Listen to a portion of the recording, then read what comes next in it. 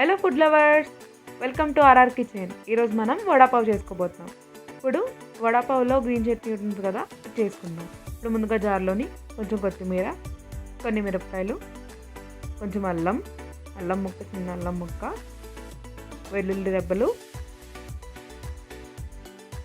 వేసుకొని మిక్సీ పట్టుకోవాలి. Green chutney ready అయిపోయింది. ఇప్పుడు డ్రై చట్నీ ఉంటుంది కదా, అది చేసుకుందాం. ఇప్పుడు ముందుగా స్టవ్ ఆన్ చేసుకొని ప్యాన్ పెట్టుకొని కొంచెం ఆయిల్ వేసుకొని వేరుశనగలు వేసుకోవాలి. వేరుశనగల్ని బాగా ఫ్రై చేసుకోవాలి.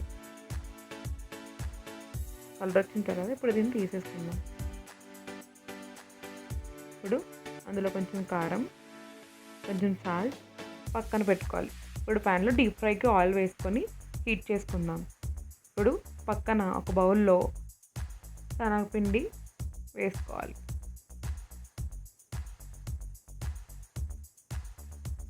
అందులో కొంచెం సాల్ట్, చిటికెడు చిల్లీ పౌడర్, కొంచెం వంట సోడా వేసుకొని ఇప్పుడు అందులో వాటర్ వేసుకొని మిక్స్ చేసుకోవాలి.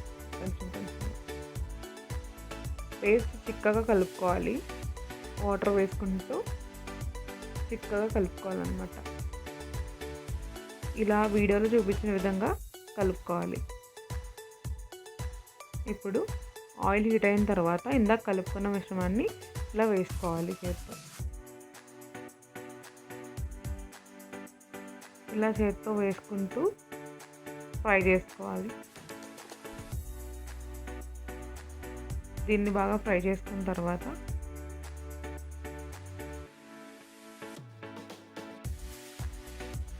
కుక్ అయ్యి కలర్ వచ్చిన తర్వాత దీన్ని ఇందాక చేసుకొని పెట్టుకున్న దాంట్లో వేసుకోవాలి.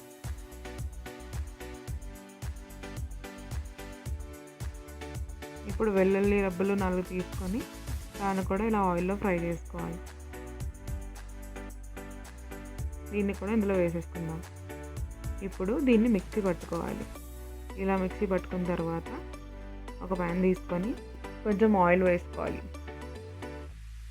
అందులో కొన్ని ఆవాలు, కొంచెం జీలకర్ర వేసుకున్నాక అందులో పచ్చిమిరపకాయలు, వెల్లుల్లి రెబ్బలు పేస్ట్ చేసుకొని వేసుకోవాలి. ఇందులో ఇప్పుడు స్మాష్ చేసుకున్న పొటాటోస్ని వేసుకోవాలి. బాయిల్ చేసి స్మాష్ చేసుకుని పొటాటోస్ వేసుకొని అందులో కొంచెం పసుపు వేసుకొని మిక్స్ చేసుకోవాలి. తగినంత సాల్ట్ కూడా వేసుకోవాలి. వేసుకున్న తర్వాత కొంచెం కొత్తిమీర వేసుకొని ఇలా మిక్స్ చేసుకోవాలి.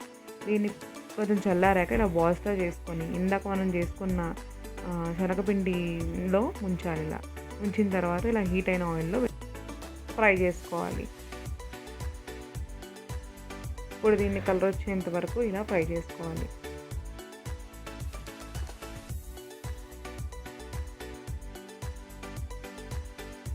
ఇలా కలర్ వచ్చాక దీన్ని తీసేసుకుందాం. ఇప్పుడు పావు తీసుకొని ఇలా మధ్యలో కట్ చేసుకోవాలి. కట్ చేసుకున్న తర్వాత ఇందాక మనం ప్రిపేర్ చేసుకున్న గ్రీన్ చట్నీని వేసుకోవాలి. ఇలా రాసుకున్న తర్వాత డ్రై చట్నీని కూడా వేసుకోవాలి. దాని తర్వాత ఇందాక మనం ప్రిపేర్ చేసుకున్న వడ పెట్టుకొని ఇప్పుడు దాని మీద వేయించుకున్న పచ్చిమిరపకాయ పెట్టుకోవాలి.